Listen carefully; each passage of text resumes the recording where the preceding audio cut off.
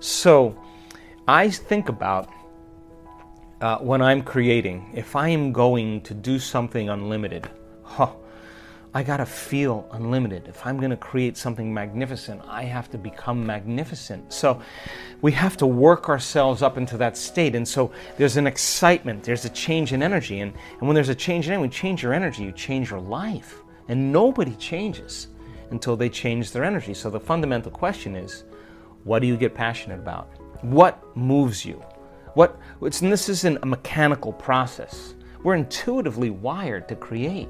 So when you and I are saying, okay, let's create a new app, or let's create a program for our German community, and we're sitting down and we're starting to talk about it, and we're getting all these great ideas, our energy's changing, we're getting excited, and that's the energy that's available to create with. So the stronger the emotions that we feel to certain problems and conditions in our lives, the more we put our attention on the cause, whether it's your ex, whether it's your boss, whether it's a coworker, whether it's your pain. And basically, if you place your attention on those elements, you're giving your power away to that person or thing. So as you begin to overcome those emotions in the process of connecting, then as you overcome those emotions, you'll take your attention off those people or problems, and you'll begin to break the energetic bond with everyone and everything in your past, present reality. And now you're calling energy back to you. That's available energy for you to design a new destiny. So much people's creative energy is tied up in their pain. So then as they begin to take their attention off their pain, their body is starting to move closer to the present moment every day. And so don't be impatient. Every day is the mastery of self. If you overcome just a little bit of yourself every day, there will be a different feeling that warms your heart. That's where I want people to be. And those add up over time. And yes, there's difficult meditations. Absolutely, I have them all the time. But if you are willing to sit in the presence of that fire and be willing to face off with it and keep returning back to the present moment, every time you do that, every time you catch yourself thinking about another person or another thing and you become conscious and return back to the present moment and unfold back into possibility, that's a victory. And that's what begins to take us into this sense of worthiness, this sense of respect for ourselves and everybody else. We begin to honor and love ourselves more because we're in the crucible, we're in the fire, but we're working. And the body's beginning to shift and change step by step. So then, as you experience greater and greater degrees of oneness and wholeness, and you connect to that field, pay attention, because the moment you connect to that field and all those latent systems switch on, your body is going to get a biological upgrade because you're connecting to the signature of wholeness and oneness. So your body's frequency is going to rise, and so many people come out of their meditation and say, I was scheduled for surgery this week and I have no pain in my body. I don't know what happened. I just got beyond myself. So as you begin to slow your brain waves down, and from beta to alpha and into theta, you begin to connect to your autonomic nervous system. And that autonomic nervous system has one agenda, and that is to create balance, wholeness, and order. And the moment you get beyond yourself, and you're no longer your identity or your pain or your past or your gender or your diet, you're just an awareness. And that intelligence becomes aware that you are no longer in the way. It is going to rush right into the body. And we've seen this on so many brain scans. That autonomic nervous system is going to light up. And now you are going to process a whole new stream of consciousness, and the body is going to get a biological upgrade from the field whose signature is wholeness. And disease is separation, pain is separation. And all of a sudden the field starts interacting on a cellular level. And the person all of a sudden feels different. But getting there every single day is just connecting to that field. And then when you're there, what are you passionate about? If you're passionate about something, just fall in love with the idea that you could be healed and relax and surrender to the field and allow a greater mind to do it for you. Just get out of the way, and every day, keep interacting with the field. Keep connecting with it. Keep practicing, and sooner or later, you'll say what everybody else says. It was so worth the effort. So many people want one thing with their conscious mind. I want a new job, I want a new career, I want a new life. and yet their subconscious mind has been programmed. Now think about a program. When you create a program, it's automatic. When you create a program, it runs. So the person is, with their 5% of their conscious mind, is having this desire for something, and yet their subconscious mind is doing something else. As an example, I used to take my oldest son golfing with me, and he used to say to me when we were on the fairway, I'm really worried about hitting that tree. And I would say to him, what tree? Because if you're worried about hitting that tree, what is the imagery that your brain is creating? You're worried about not hitting it. You're doing that with your conscious mind, but your subconscious mind is creating the picture of you actually hitting the tree. That's why you're saying it. So the subconscious is 95%, so more than likely your body is going to do exactly what it's programmed to do. So what's the relevance of that? Well, people say I want wealth, but they're programmed into being unworthy and lacking, right? So then as they begin to do the meditative work and they start opening their heart, I was just talking to someone yesterday. When you open the center, things are going to sift to the top. All the programs are going to come right up. And when they come up like that, you're going to see why it isn't manifesting in your life. Now, don't see it as like, why is this happening? Did I do something wrong? The subconscious is actually venting. There's a certain period of time in the early mornings where we vent our anxieties. We vent our fears. It's the way the subconscious goes, let's just have this dream and let's just get it over with. So the subconscious is saying, what if you hit the tree? What if you're actually going to hit the tree? You're going to hit the tree because that's exactly the imagery you have when you're trying to create something. You're saying, I really want this because I'm really afraid of dying. I'm really afraid of failure. I'm really afraid of rejection, right? So the person is subconsciously and unconsciously creating the imagery that's actually being revealed to them. So how do we change that? Well, really simple.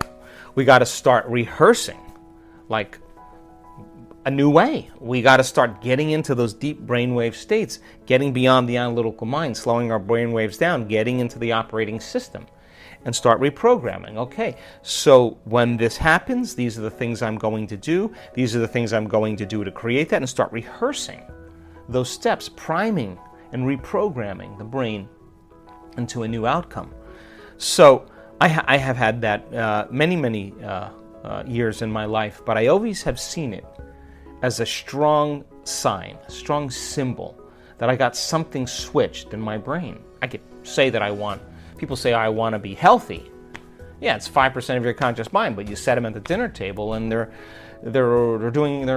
breaking all the rules of everything they said. So why does that happen? Because the program is running and they've lost their free will to a program. So now, that's important because your subconscious is talking to you.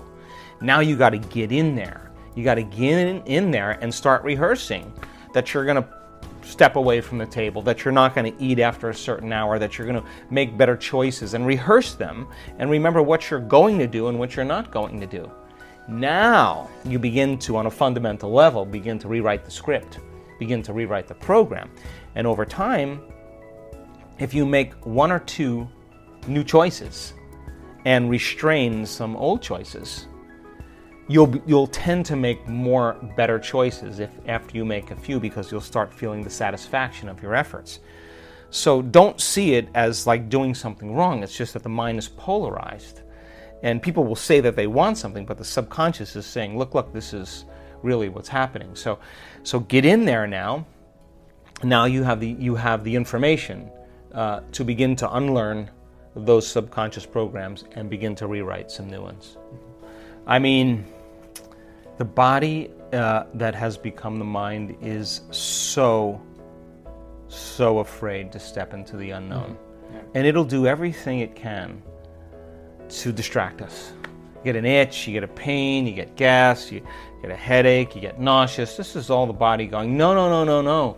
The last time you stepped out into the unknown, it didn't go very well. You got betrayed. You got manipulated. You got taken. You felt a lot of pain. So it's just like, on my ranch, the stallions are in these big paddocks. And when I first had my stallions, I wouldn't put any hot lines around there. And, they could smell the mares up on the top of the property, and they would literally run right through the wooden fences, just like these big animals just breaking through and running up the hill. Well, they're just, nature was calling, But you put a hot line on there, and they hit that hot line a few times, you can walk them right up to that hot line, and they will not go any further. That's conditioned. You notice a change in your internal state, you become awake and aware, and you pay attention to what caused it, and you narrow your focus on that line. Do it a few times, and you take a stallion, you try to move that stallion past that point, and they will not move. You can get 5 guys to push them, and they'll push them all backwards. They've been conditioned into the box, right? So that's what pain does for us, right? Like, oh, I don't want that to happen again. So the body is already programmed to make sure that it doesn't. So you start taking the person out of their comfort zone, out of the known, and the body's going, well, I don't know if I want to do this, and it does all those things. Follow the instructions. Take your attention off your body, and every time your body starts doing that, settle it down into the present moment and say, I'm going to let you sleep later. I'm going to let you eat later. You can drink coffee later. You can open your eyes and take a shower later. You can lay down. You can do whatever. But right now, you're no longer the mind. I'm the mind. Mm-hmm. And every time it does that, you settle it back down into the present moment and you unfold back into possibility. You're training that horse. You're retraining the horse and telling it it's no longer the mind, that you're the mind. And just like training any animal, sooner or later, it's going to realize that your will is greater than the program, and it's going to finally surrender. And when it does, there's always a liberation of energy, and everybody always says the same thing. I'm so glad I stuck with it. It was so worth it. I pushed myself further than I thought I can go. And every time you push yourself further than where you think you could go, you're in the unknown. So the moment you scratch your head, you're back in the known. The moment you start yawning, your body's going, oh, I don't want to do this. But hey, listen, if you're going to have a date with the divine, and you're showing up yawning and scratching and disinterested, you don't even believe it exists. If you knew that divine was a loving intelligence, and that it is the very fabric of everything material, and that it's been present the whole entire time, and you got to meet it with the same energy. Your mind has to match its mind.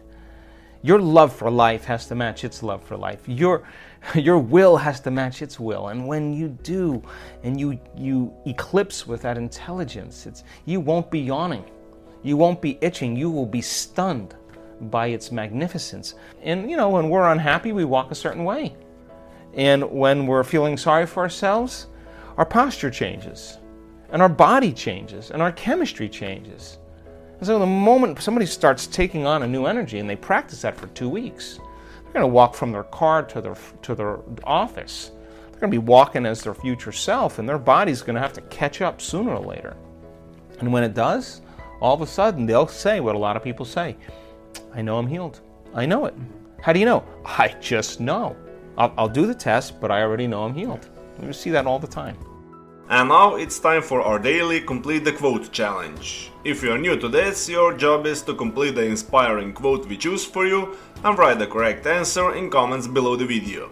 If you can give us the right answer first, you're the winner of this daily challenge. So far you are very successful, most of you knew the right answers. In the previous video we had a quote that belongs to Dr. Joe Dispenza. We were looking for 2 words. The quote goes like this. You have to feel empowered for your success to show up. You have to feel abundant for your wealth to find you. You have to feel gratitude to create the life that... And the correct answer was you want. So you have to feel empowered for your success to show up. You have to feel abundant for your wealth to find you. You have to feel gratitude to create the life that you want. Congratulations to everyone with the correct answer, and to everyone who tried but didn't guess the answer. Today we also have the quote from Dr. Joe Dispenza. The quote goes like this. Where you place your attention is where you place. So we are missing for 2 words. If you know the correct answer, write it down in the comment section. Even if you are not sure what the correct answer is, try and guess. and find out the right answer in the next video. If you like this video and our challenge, give your thumbs up and share this video with your friends. Spread the word and help me make it more popular. And don't forget to subscribe and hit that bell button. By doing that, you'll get noted when my new video and new challenge is out. If you really like what we do here and want to support us, you can join our channel and our community for a symbolic fee and gain many other additional features. You can do that by clicking the join button next to the subscribe button, or you can click on the link in the description of this video. Stay good and have a great day!